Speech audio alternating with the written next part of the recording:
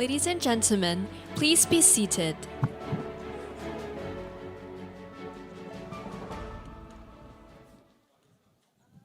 Okay, so I'm going to do a very, brief sharing.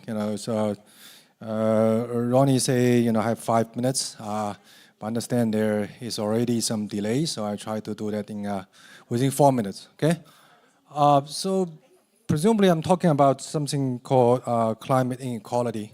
So I just give you some basic explanations about it. So the basic idea is like this. So if you look at a carbon emission or carbon production, you can see this basically it concentrates on some of the developed economies. For a lot of places like Africa, basically they are not producing or they are producing very minimal amounts of carbon. But we also know that the global warming affects these regions more than the other places. And more importantly, they don't have the resources or the energies to kind of offset the negative effects of this global warming. So this is something I try to pitch as the kind of carbon inequality. Because you are not the one who created trouble, but you bear most of the costs. Okay, so this is particularly true for this sub-Saharan Africa. And you can see this 95% of the economy are related to this ring-fed agriculture. So these are the most vulnerable countries to the climate change. And I will talk more about it. This region actually is the future engine of population growth. So by 2100, it counts for more than 50% of the newborn babies. And then you can see this basically shows you the weather change in these regions. For this part of the world, the growth rate is actually 0.3 degree every decade. So it only takes 5 decades to meet the Paris Agreement. Okay. And then very important, we just talk about newborn babies, right? Because this is the engine of future growth in population. But if you look at the infant mortality or the neonatal mortality, you can see that although the number is decreasing, but if you look at the most recent data, we have more than 27 newborn babies, which means within 1 month, this mortality rate among every 1,000. So it's not a trivial number. If you add this number together, that's about 80 something. So the mortality is pretty high. And then if you look at the trajectory, you can see that it's much flatter than the benchmark, which is South Asia. So the study that we did is pretty simple. Okay, so we try to combine the DHS data, the demographic health data, survey data, along with the detailed kind of temperature change in this region. Okay, and then this is the point estimator we get. I'll just give you, I understand I have 2 more minutes, some very simple interpretations. Cumulative heat 75, which means that if the weather is above 75 percentile, the number of degree days adding together is this cumulative heat. The heat days is very easy to understand, which means the abnormal, with abnormal high weather, the number of days that has the abnormal high weather, which fall in this 75 percentile. So you can see this is a very clear pattern that if you have more abnormal days with abnormal high weathers, you have a higher neonatal or infant mortality rate. Now, how big is the effect? So if we do a very simple kind of back to envelope calculation, you can see that if the weather, the degree days increase by the mean, that means every year there's about 54,000 mortalities in this infant mortality cases. If it increased by 1 standard deviation, that's about 50% of this number. so we're not talking about just one or two individual cases. We can see very systemic impact in this region. Now, how to solve? Now, there are multiple reasons, but as you can see, if you don't have improved drinking water, if you don't have the sanitation system, the effect is pretty stronger. But if you have enough this drinking waters, sanitation system, and more importantly, if you have enough energy, which is here, so that you have the resources to offset the negative, the high temperature and negative impact, then you're pretty. The result is insignificant, which means you are not that affected by this high temperature. Now, this is something we see. But the question is that, where does the energy come from? Okay, so I guess Thomas has talked about the energy issues. My guess is he talked about in the morning. But if you look at Africa, they don't really have a lot of green energy or renewable energy, although they have a lot very, very good natural resources. So how to solve this problem? If you're familiar with this market, you will know that a lot of the negative electricity price is very common in this market.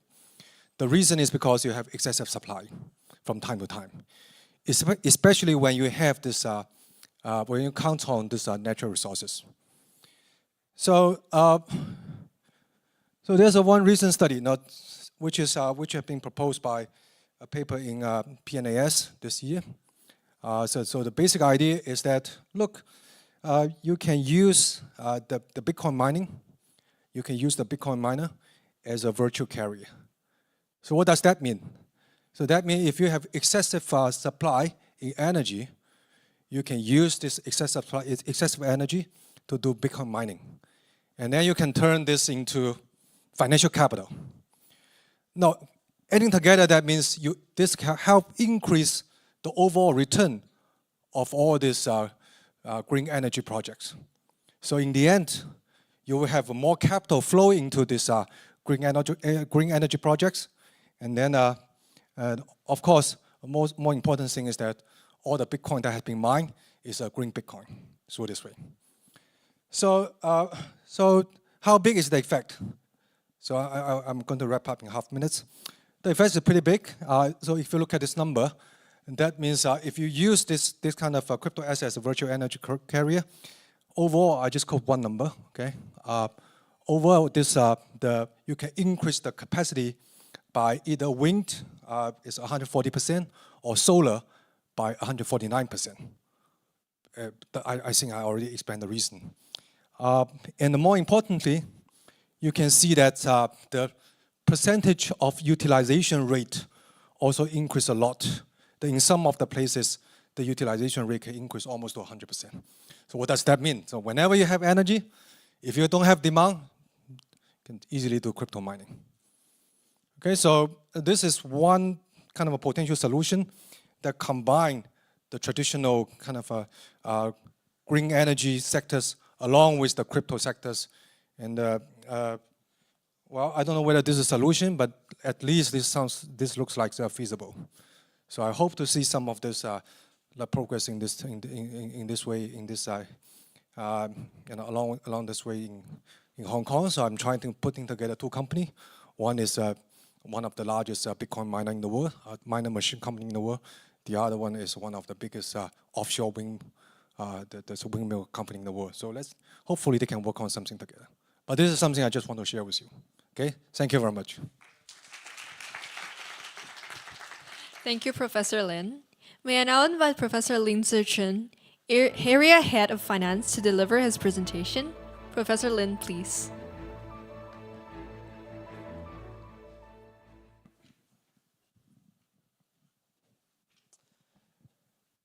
Thank you for staying until this moment. This is joint work with Xinguo, who is also here, coming all the way from Hangzhou, and also Chu-Wen, the PhD student. Xinguo is also our alumni. So what we are doing is slightly different from the rest of the topic today. From my perspective, it takes everyone's action to change the world. Climate change risk is some people call it existential threat. But climate or environment is also a public good, a common good, which means that there will be a lot of free riding on it. It's other people's job to make this make this environment greener, make this climate better. So in a sense that how we're going to motivate people to do the right thing. We can regulate them, we can provide them incentives. What we are trying to see is that, what if we make it a bit more fun? Can we gamify it? And then using the gamified social interaction to boost up the social environmental wellness via the social interactions, such that people get better exposure to environmental material, and such that changing their awareness, and then in the end, perhaps also changing their investment behavior toward more green investment. So that's something that what we are going to do. So as I mentioned, we want to know that how are we going to better promote the idea of green awareness. And then whether the rising green awareness is going to lead to more green investment, or it's going to be reducing it. Why? Because what if I'm already doing a lot of the green lifestyle, so I don't have to contribute in terms of my investment portfolio. I can just do value maximizing instead of values maximization. Right. So that's the critical issue that we are facing today. So, and as I say, let's make it a bit more interesting. If we are able to gamify it, and the very term gamification is simply just using the game design features. I'm a heavy game player as well, so for the last 4 decades, so I know gamify or gamification helps to change people's behavior, because anything fun will be more sustainable if you think about it. Okay, so what we're trying to do is that after this gamified social interaction, do we see a higher green lifestyle? And after seeing a higher green lifestyle, better green lifestyle, do we see there is an improvement in green investments? Like more your investments, more retail investment are going to be allocated into green mutual funds, or the opposite. The actual substitution, people may have a satiation point, how much green I want to be. Okay? So what we are going to do is that we use Alipay.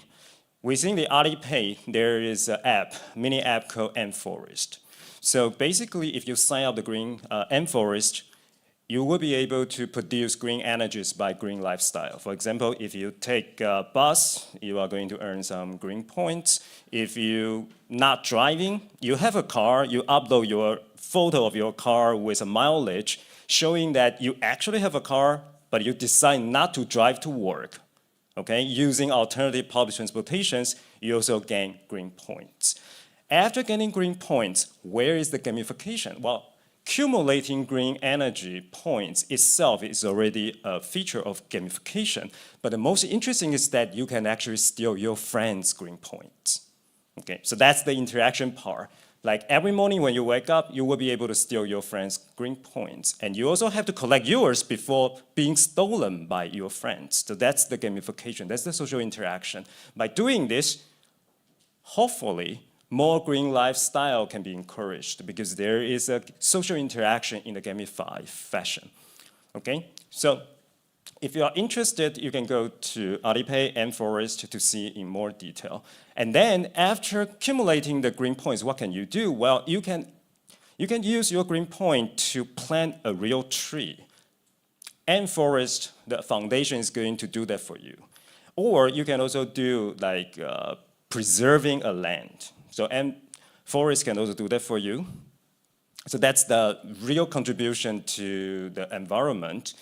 Your green lifestyle and your interaction with your friends will be able to make a real contribution to the environment by planting a real tree or preserving a land. Okay? And you can, by doing this, the exposure to environmental material can also be boosted. Why? Because when you play the Forest, there will be all kinds of education, environmental education materials pushed to you, right? Like this little cute seal, or there's other stuff telling you that, oh, it's time to plant a tree, etc., etc. So what are we going to do is that we ask the data from the Forest. So we have a randomized selected like 86,000 of the users Alipay users, we have 48 months of the data. We want to see that when they play more with their friends in terms of stealing their green points, do they change their lifestyle? And afterwards, more importantly, do they allocate more their mutual fund investment to the green funds? Okay, so we have different ways to identify green funds. Let me not go into the detail. So what we find before that, these are the ways that you can proactively generating more green energy. Number one is that if you are driving new energy vehicle, and the second most important one is that, as I say, you have a car, diesel car or petrol car, but you stop using it. You upload the photos to prove that you have a car, but you don't use it, okay? Or you have green tech out, as this is mentioned, right? Like if you order a tech out, but you do not require for the cutlery, okay? Or you have also other kinds of green appliance, all kinds of stuff.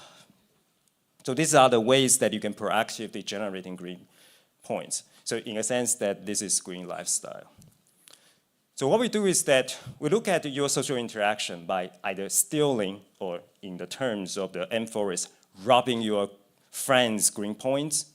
That's the social interaction. Or your green points being robbed by your friends, or add up the two.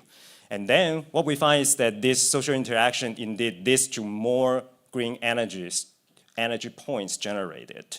Okay, so that's kind of the first thing that we find.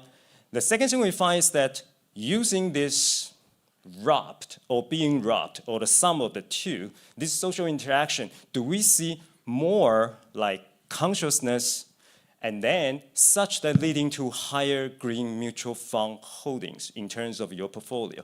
Because Alipay, they also have a mutual fund platform that we will be able to link their mutual fund investment and their green lifestyle, right? So now what we see is that indeed, Gamify social interaction in this context will be able to increase the green lifestyle and then leading to more allocation of your investment in green mutual funds.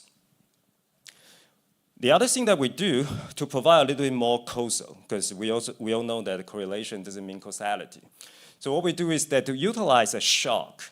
So in the mid of the 2020, M4 promoted this idea of social interaction by providing an incentive. They call it energy double-click car, meaning that once you use the car, you will be able to rob twice the amount of the green energy from your friends. That boosts up the usage of the green energy, that boosts up the social interactions. So what we find is that after this, those who utilize a little bit the social interaction, they indeed have more effect, showing more green investment. So that's what we have. Thank you.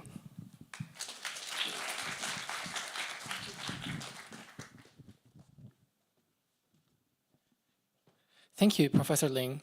May I invite Professor Michael Jia He, Deputy Area Head of Marketing, to deliver his presentation. Professor Jia, please. Okay, good afternoon. My name is Michael Jia. I'm from the academic area of marketing. Today I'm going to briefly talk about food waste mitigation. So, food waste refers to the discarding of foods that are still safe to eat. In developed markets such as here in Hong Kong, consumers waste a third of food. Food waste has detrimental consequences. For consumers, food waste means pure loss of money. It also increases the prices we pay for the foods in the future. From an environmental perspective, food waste means pure loss of natural resources such as water and oil. And also, the processing of food waste contributes to the greenhouse gas emissions. So, as marketers, we aim to create solutions that can effectively mitigate food waste. And these solutions will benefit consumers by improving consumers' financial status. Solutions will benefit businesses that can save money from the disposal of less food waste. And also these solutions can also benefit the environment by conserving natural resources and also reducing the landfilling. So this is the motivation for research on food waste reduction. A core logic behind consumers' food waste is that as human beings, we tend to waste resources when we perceive we have abundant resources.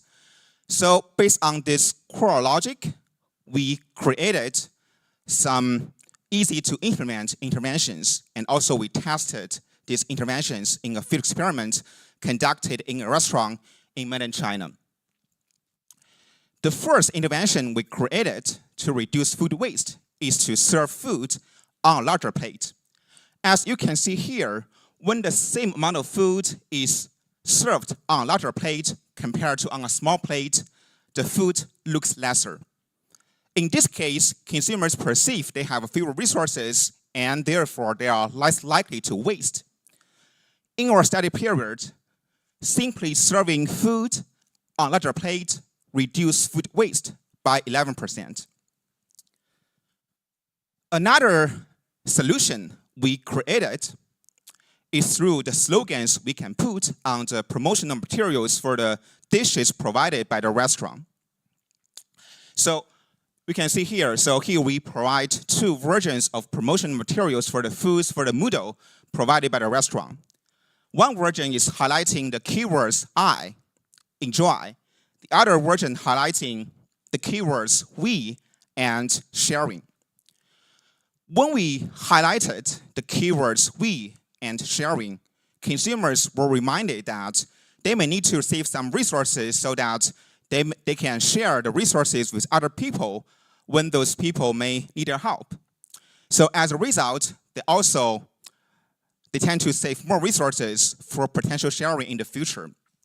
And also in our study period, simply highlighting the keywords we and sharing reduce food waste by 5%.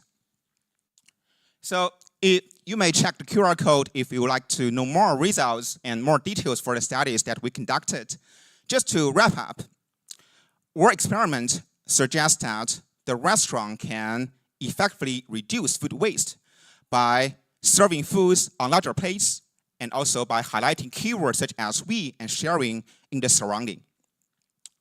So as marketers, we are working on solutions that can effectively nudge consumers to behave in an eco-friendly manner.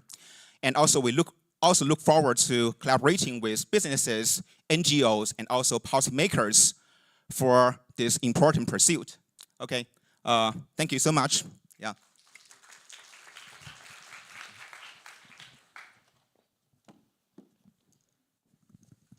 Thank you, Professor Jia.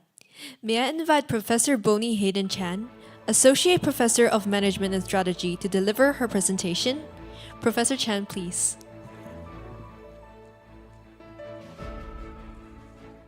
Hi, good afternoon, everyone, or should I say good evening? We're going to do a slight pivot now to the S of ESG, and I realize I'm the only presentation on S, so no pressure here. I hope you find it interesting. So my research is very much on the S of ESG, which is anything around corporate wellness, and in particular, how to help leaders to better integrate corporate wellness into their business strategy, not just as a nice to have, but as something that's really core to the way that they approach their business, and that gives them core competitive advantage.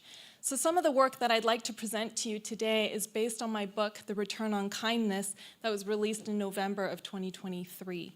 So just to give you some context behind this book, we've been actually seeing, this trend towards a human-oriented leadership approach, right? So you may have heard various terms around authentic leadership or ethical leadership, servant leadership, but we weren't seeing the change in practice. And so I wrote a book that essentially cuts all of that jargon and got down to the basics around kindness. Now, the irony of writing a book on kindness, and not just kindness, but kind leadership, is that the people that it's designed to reach, right, the toxic bosses or those bad managers, those bad bosses that we all know, read about, watch movies on, and some of us may work for, are unlikely to pick up a book on kind leadership.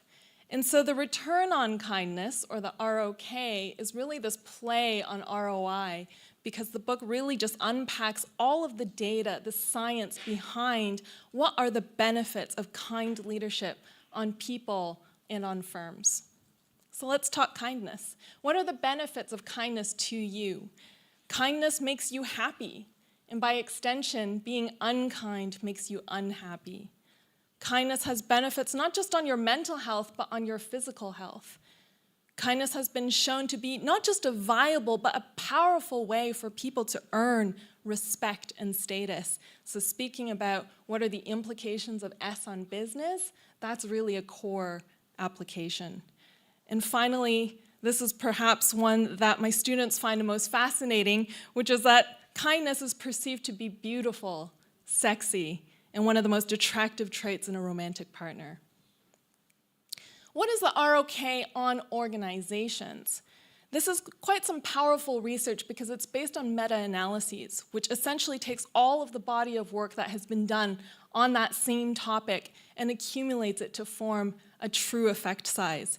And this work has found that in organizations that are defined by kind cultures, and so that's anything around, having a corporate culture that emphasizes helping each other, being courteous, being generous, and being grounded by civic virtue. These are organizations that have benefits not just on employees, but on organizations in terms of performance and productivity, on the quality and quantity of work, efficiency. That translates to customer satisfaction because kindness is paid forward and it scales out across communities. And perhaps most interesting for firms is that lowers organization costs in terms of dealing with turnover and replacing employees who leave, and it also has effects on costs for absenteeism and all of these health costs. So that's all fine and good, but here's the interesting tension, right? We're still not seeing it in practice. Worldwide, 86% believe that we are facing a leadership crisis, and the most recent statistics on trust demonstrate that globally, trust in CEOs is at 48%. Signaling that distrust is the norm. And perhaps because of that, the World Economic Forum decided for their annual meeting theme this year to frame it around this question about how do we rebuild that trust in our business leaders. And so I've been kind of approaching this from my own angle on kindness and going about this mission of bringing more kind leadership to the world. And luckily, that's been picked up by a lot of media, most recently from the Globe and Mail, which is saying that kindness isn't a weakness in leadership. And not only that, the Financial Times is showing that kindness is a leadership superpower. So how do I define kind leadership? Kind leadership is taking intentional action in service to and for the betterment of people under your care. The key misperception around kind leadership is that kind leaders are weak. And what I show in my research is that actually, in contrast, leading with impact, which is arguably the core objective of all leaders, is embodied by kindness and not weakness, but toughness. Because kind leaders don't actually have to lower their expectations of their people. They can still hold their people accountable. So some of my research is really looking at, can we train leaders to be kind? And so some of that looks at over 100 senior executives in Hong Kong representing many different industries. We actually trained them to adopt kindness in their leadership approach. So over the course of 2 work weeks, in that first work week, it was what we called a control condition. And so they were just simply prompted to write about very neutral experiences. But in that second week, every single day for that week, they were prompted to write about 3 specific ways they will demonstrate kindness to their people that day. At midday, they were prompted to reflect on their actions. Do they see any positive impacts on their people? And at the end of day, what are those kind of core criteria that we're focused on around the S of ESG, around well-being? What do we find? On days that kind leaders, and these again are senior leaders, on days that they demonstrated kindness to their people as compared to the week that they didn't, that led to positive impacts on their people. They were able to witness and observe that impact, what we call pro-social impact. And that scaled out to well-being benefits for leaders themselves. The implication of this is that that tension we just mentioned around how all this research showing kind leadership has benefits for employees and firms, but we're not seeing it in practice, this directly addresses that, because maybe one reason leaders aren't being more kind is they're not seeing the benefits to themselves. Wrapping up here, we did some follow-up conversations with these senior leaders, and they talked about how self-reinforcing this was, to the point where they're still continuing on with this intervention, and they're still adopting this as their approach. And so this, again, directly approaches or addresses a bottleneck in which kind leaders, maybe at face value, hasn't been garnering support as an effective leadership strategy for leaders who are looking for a competitive advantage. And so what I want to leave you with is a simple message. Kindness itself is very simple. It costs nothing, but there's surprisingly big returns. Thank you.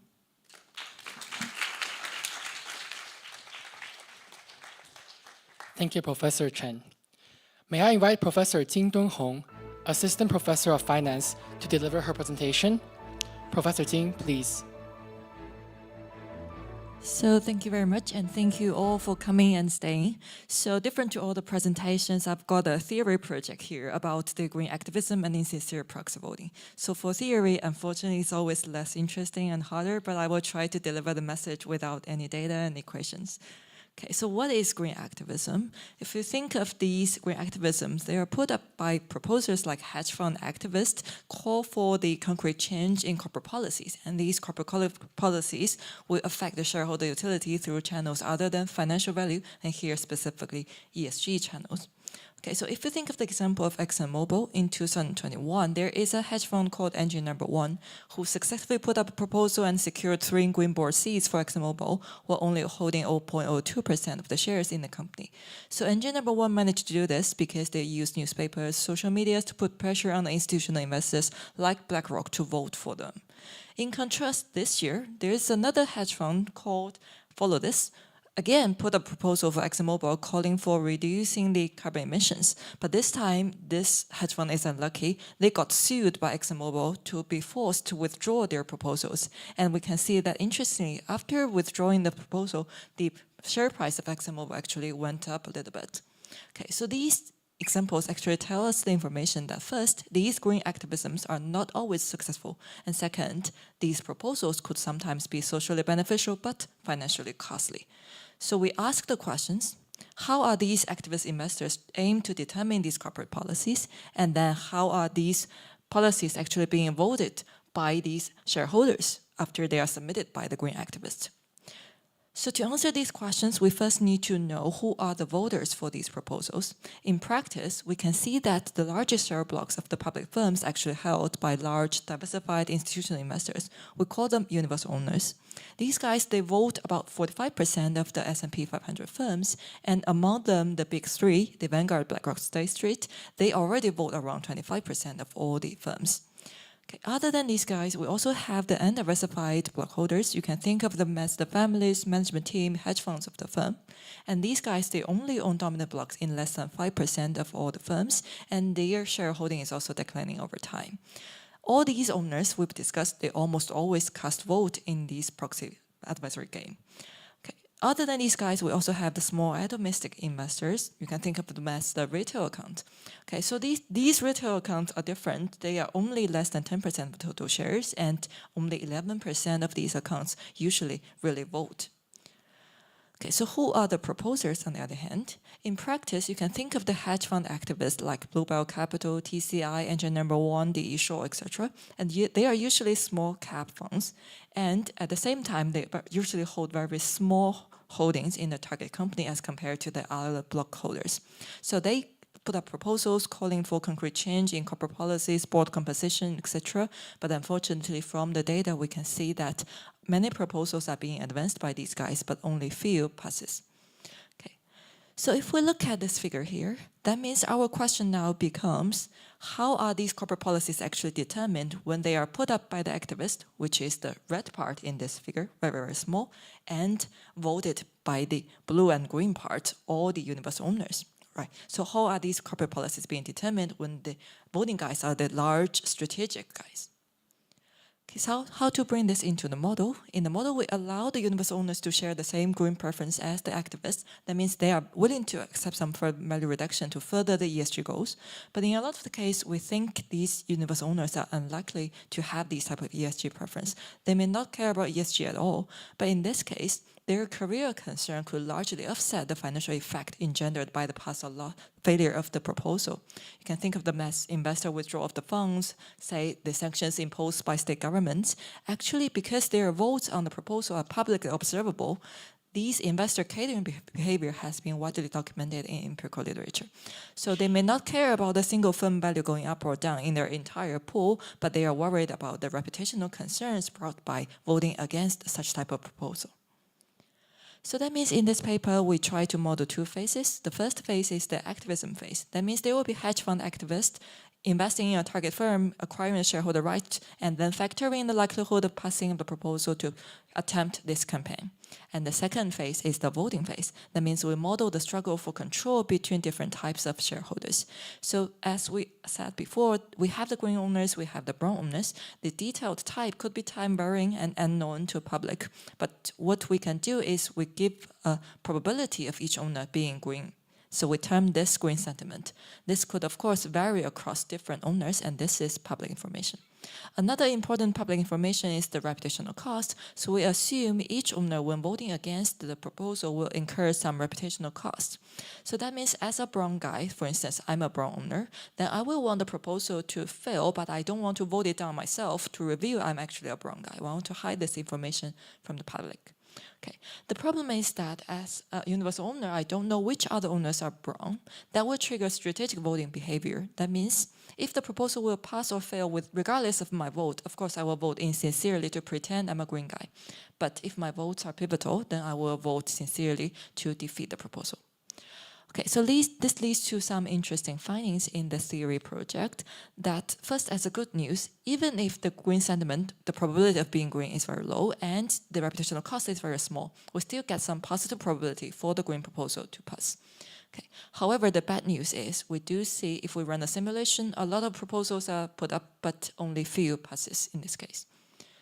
And we find that it's surprisingly, a higher expected number of green owners doesn't actually generate a higher passing probability, whereas a higher value of reputational pressure or penalty will lead to higher passing probability. Okay. So these findings are, of course, driven by the strategies. So I want to unpack the strategies of these universal owners a little bit. So say if the probability of being green is overall very high, then we know that the owners are very likely to be green and the proposals are very likely to pass, then in this case, why don't I just pretend I'm green to insincerely support the proposal? Anyhow, my vote will not change the outcome. So this time, the optimal strategy features all congratulation. That means everyone voting yes. When the green sentiment or the probability of being green is at a moderate level, actually optimal strategy opt for another extreme. That means all the browns, they will vote to defeat the proposal sincerely. Okay, so they know that the only way to defeat the proposal is when all hands are on deck. So in this case, they all vote no. Whereas when the green sentiment is very low, then the browns know that the others are very unlikely to be green and the proposal will be likely to fail by a wide margin.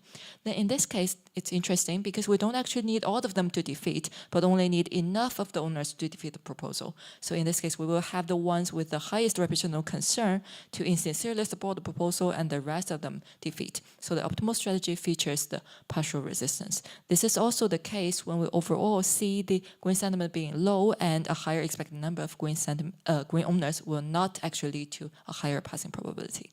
Okay, so overall in this project, in a very stylized fashion, we ask a question whether it is better to have a, say, central governor sitting above everyone else trying to govern this to make a higher passing probability of the proposal, or say to leave it to the market to have the firms converting the brown to the green, trying to improve the passing probability. And our answer is that the former works better.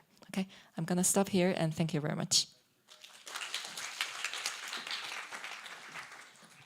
Thank you, Professor Jin. May I now invite Professor Maxime COUVERT, Assistant Professor of Finance, to deliver his presentation. Professor COUVERT, please. Good evening. I'm very happy to follow my colleague, Professor Chen, because you will see that a lot of my presentation will build on the knowledge that she shared with you. So I will tell you a little more about these institutional investors, the BlackRocks, Vanguard, State Street of the world, and their ESG preferences. So why do we care about these institutional investors? Well, because the size of institutional ownership has increased tremendously over the past decades. When I'm talking about institutional investors, I mean the mutual funds, the pension funds, the sovereign wealth funds of the world. And if we go back to the 1950s, we observed that they owned about 6% of the public stocks, of the stocks of listed companies in the 1950s. But in 2018, their ownership has reached over 70%. So these are the largest type of shareholders. These are the ones that are supposed to be the most influential when we talk about environmental, social, and governance policies. So one of the main questions is, well, if these are the largest type of shareholders, what do they want? Which are the ESG policies that they like, and are they able to actually influence the firms in their portfolios? So if we look, for example, at a proxy card at JP Morgan, we see that they will have to vote on many different issues. For example, here in 2023, shareholders had to vote on phasing out of fossil fuel. They also had to vote on JP Morgan reporting on its climate transition planning. So the question is, well, what is the position of institutional investors with regards to these issues? Do they all agree that JP Morgan should phase out of fossil fuel? Do they all agree that JP Morgan should report on its climate transition? And if they agree with this, are they able to influence JP Morgan such that it does phase out of fossil fuel and it does report on its climate transition? So to try to understand and to answer these questions, what we do is that we build measures of their ESG preferences, of the ESG preferences of institutional investors, and then we analyze whether they actually act based on these announced preferences to try to influence their portfolio firms, and then analyze whether they are effective at influencing these portfolio firms. We do that using the proxy voting guidelines of institutional investors, and especially of mutual funds. These are documents in which institutional investors announce how they generally vote regarding ESG issues. So for example, BlackRock might tell you, well, if I have to vote on a proposal about reducing carbon emissions, I will support such a proposal.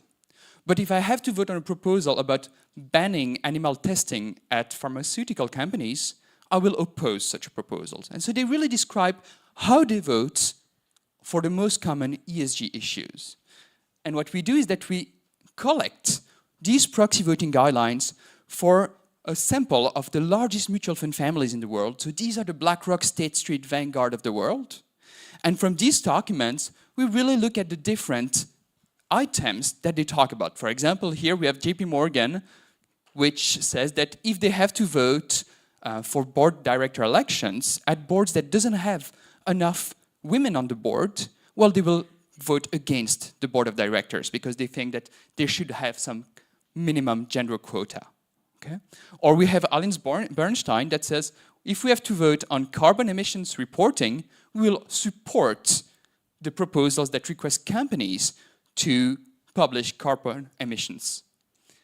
So we collect all these voting policies for the largest mutual fund families, and what we find is that, first of all, they have very different preferences.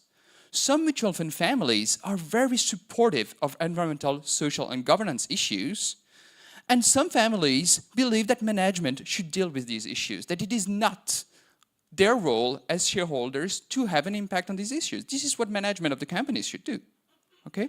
So we have a big division in the preferences of these institutional investors, a bit like what we can find in society, with people that believe that we should push these agendas and people that believe that we shouldn't push these agendas. So we find these very heterogeneous preferences, but we also find that these preferences change quite a bit over time. If we go back 10 years ago, very few funds were talking about gender quotas at board of directors. Nowadays, quite a few of them have implemented gender quotas. We then analyze whether they actually act based on their announced stewardship. Are they real stewards of ESG issues? And what we find is that it is the case in general. So they comply with their announced guidelines and vote according to their announced guidelines in 80% of the case, which means that these announced policies are the best predictor we could find about the ESG voting strategies of mutual funds. However, there is one exception, which is the environmental and social policies that support environmental and social issues. In that case, the compliance rate drops down to 46%. In other words, when funds say, I will support the reduction of CO2 emissions, well, they only comply with their policy and support these proposals in 46% of the cases. This is kind of what we could call greenwashing. And finally, we analyze whether this has an impact on the firms in which these funds invest. And what we find is that it is the case for governance issues. Institutional investors are able to influence their portfolio firms such that they adopt the governance strategies, the governance structures that they like.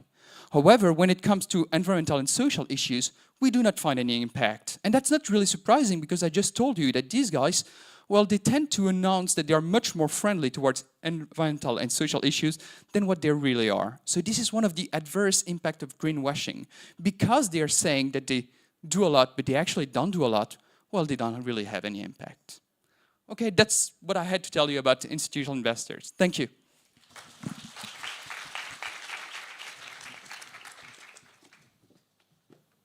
Thank you, Professor COUVERT. May I invite Professor Roni MICHAELY, co-director of the Institute, to deliver his presentation? Thank you. Professor MICHAELY, please. I need a clicker. I have the mic. I just need a clicker. Okay, so let's start with a little quiz to see if you listened. So what's the most significant problem in financial markets? Kindness. No.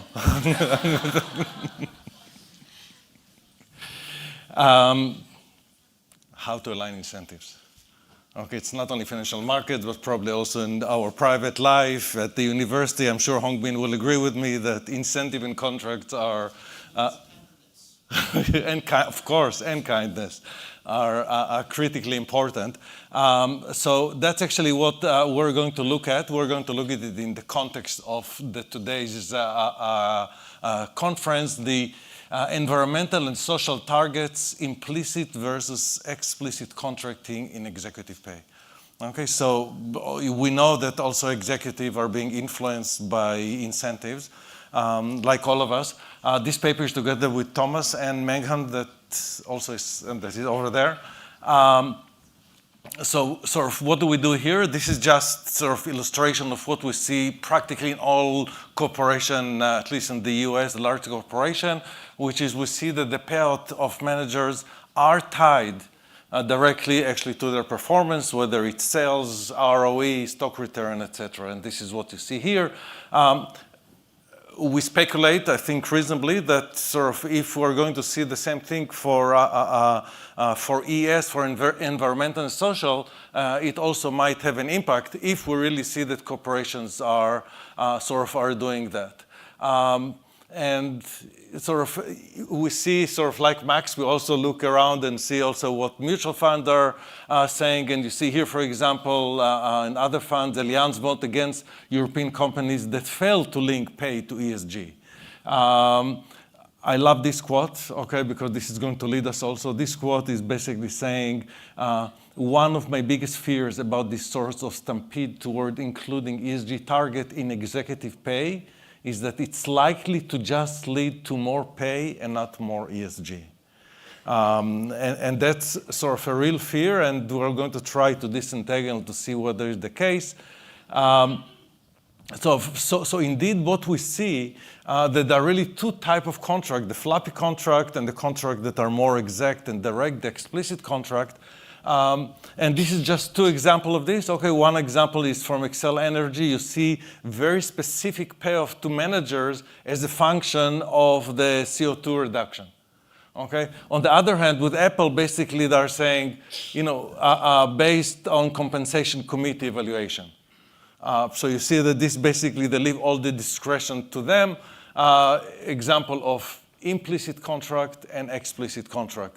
You can guess which one is going to be sort of more effective. So first we see that among all listed firms, we see a very significant increase in the use of contracts, okay, of ES contract, basically from 6% to 25% just within 15 years. And among those listed firms that use such contract, there is a more than 50% increase in the use of explicit contract. Okay, so we see more and more going toward the explicit contract. What do we see in terms of the result of that? Explicit contracts are effective to drive ES, environment, and social, but not implicit contract. A firm with explicit contract linked to specific quantitative target. What we see there, they have a highest ES score. Okay, so they're able to increase their ESG or ES score. They reduce actually the greenhouse gas emission. Okay, so we see a real impact. Improve board diversity and lower the incidence rate. So we see impact both on E and on the S. While firms with implicit contracts with soft, fluffy targets show no improvement in ES performance. 1 minute. Okay, I think I can make it. Implicit contracts are associated with higher pay. Okay, so exactly those floppy contracts that had no impact on performance actually associated with higher pay, while explicit contracts are not. Firm with explicit ES pay contract shows similar level of CO pay. So there is actually some substitution now with the explicit contract between the financial reward on financial performance and on environmental performance. But overall, we don't see that sort of this is with the highest pay. As I said, the implicit contract are a different story. I had to put sort of one regression, but you see the result that I just told you. ES pay is helpful only if designed correctly. On time. Thank you. Guojun, I think that you... okay. Thank you, Professor MICHAELY. May I now invite Professor He Guojun, Director of the Institute and Professor in Economics, to deliver his presentation. Professor He, please.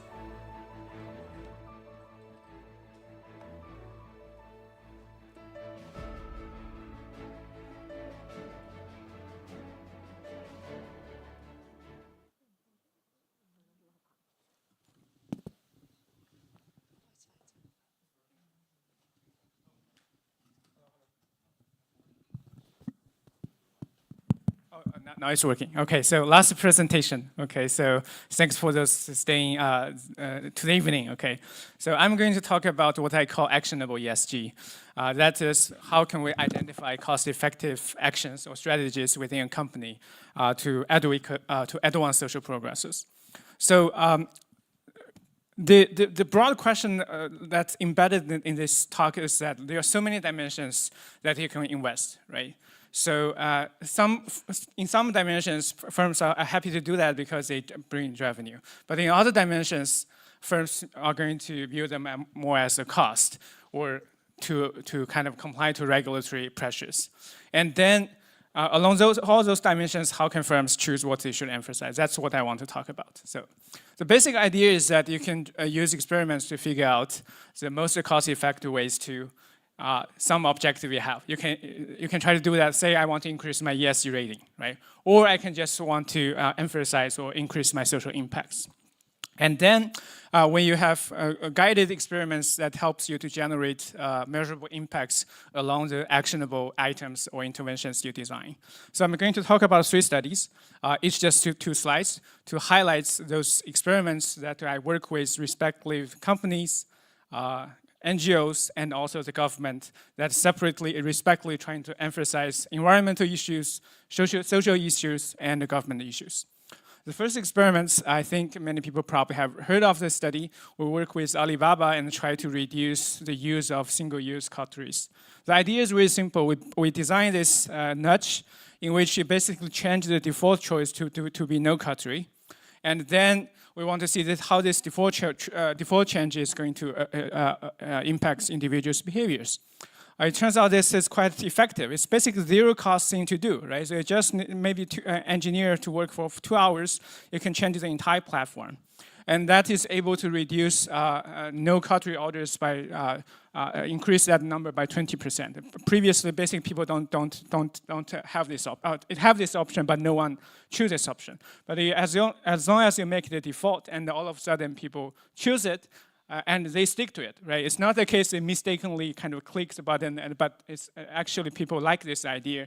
They were being nudged, they're happy with that. So if you look at the aggregate social impacts, this simple change in the platform is able to reduce 22 billion sets of SUCs each year, right? It's zero cost, huge social benefits.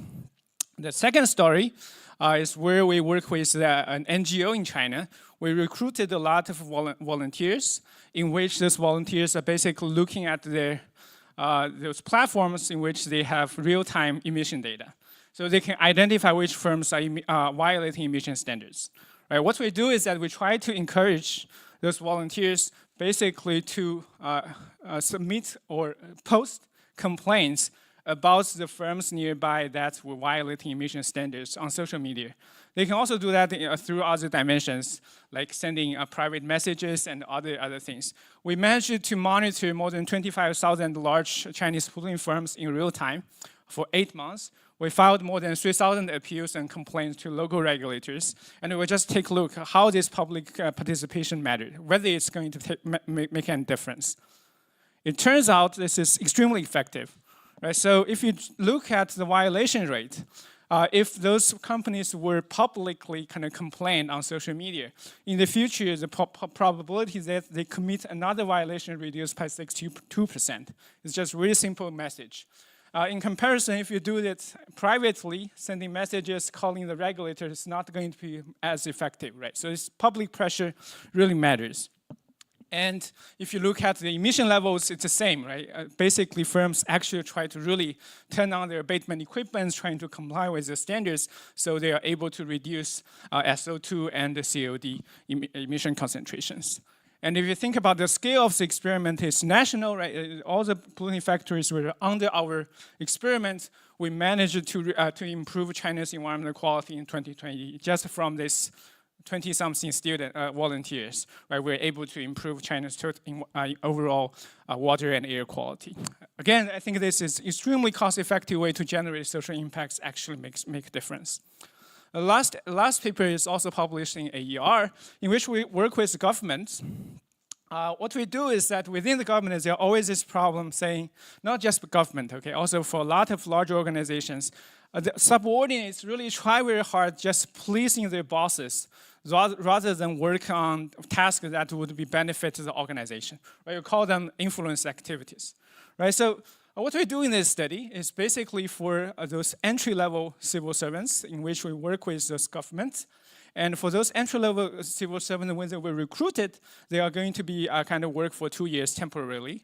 And then we think about how can we encourage not trying to please the bosses, rather trying to work for the people, right? 为人民服务. What we do here is that the reason why the subordinates really try hard to please the bosses is because they know who are the evaluators. But what would happen if we make the identity of evaluator to be anonymous, to be random? So we designed these experiments that tries to randomly choosing one of the two bosses in the system. And in one scheme, we say the identity of the evaluator is going to be revealed to you at the beginning. In another scheme, it's throughout the entire period of time during the evaluation cycle, subordinates don't know who they should influence. Right? Let's take a look at what's going to be the impacts. The left side tells you what would happen if you know who is your evaluator. It turns out the evaluator is going to be systematically give you higher ratings. That basically means, well, I can actually influence my boss's opinion regarding me by trying to do things he or she likes. But in the other arm, in which you don't know who the boss is, who is the evaluator, and the consequence that those two evaluators are going to give you very similar evaluations. But this is not the most important part. The most important part is on the right panel, in which we compare the performances of the subordinates between the reviewed scheme and the master scheme. It turns out, if they don't know who to influence, they work harder. So the colleagues in general view them as hard worker. And at the same time, the bosses on average also think they are better perform. Right? Saying now they spend less time trying to influence specific evaluators, they have to work harder to impress both bosses, right, basically. And what is even more interesting is that if you look at overtime wage, people work overtime, if we see that under the master scheme, those entry-level civil servants also work much longer. Right, so the key lesson here is that introducing uncertainty to evaluators' identity encourage employees to work harder and improve the organization performance. If you think about academics, when we do tenure evaluations, we need to ask letters from anonymous referees. That's basically the idea, right? So you don't know who is going to evaluate you. You have to work harder. And then I think that's another case in which you can find very cost effective. In this case, the cost is almost zero, right? It just changes the evaluation scheme, but you're able to improve the organizational performance. So hopefully with those three examples, I also demonstrate how academics can work with companies, NGOs, and the governments and take actions that could really make a change. And sometimes it's to increase social impacts, and sometimes it's actually improves organizational performance. Okay, thank you. That's my sharing. So I will take the MC's role. So now, to the end, let's welcome Roni MICHAELY to give concluding remarks of today's conference.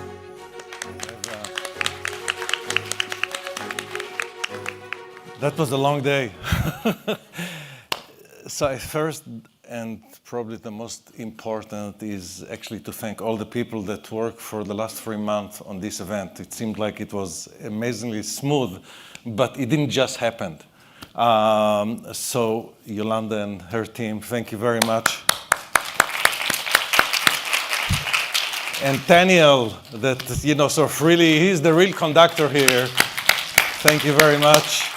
And all the other people, the master of the ceremony, and everyone that worked on it, really a sort of amazing job.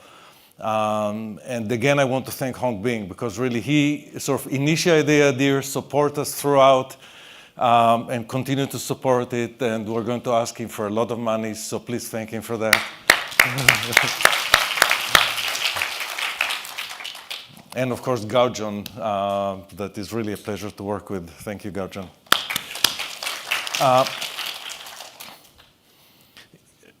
I learned a lot of things today, not only from the last session, which was awesome, but even from the from the session before, really both about what we talked about, the opportunities, and about the regulation and the challenges.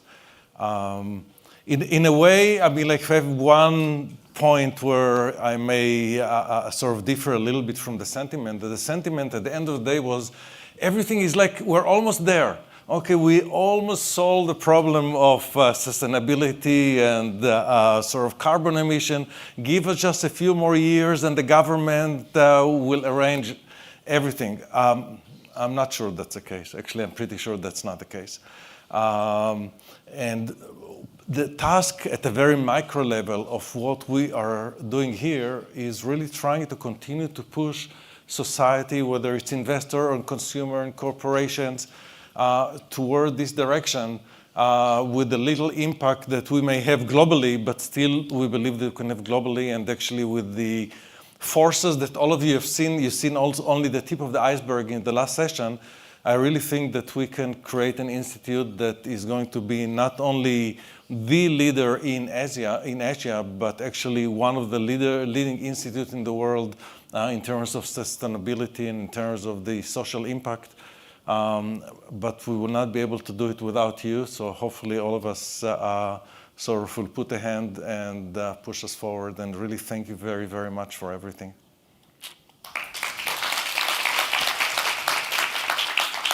Thank you.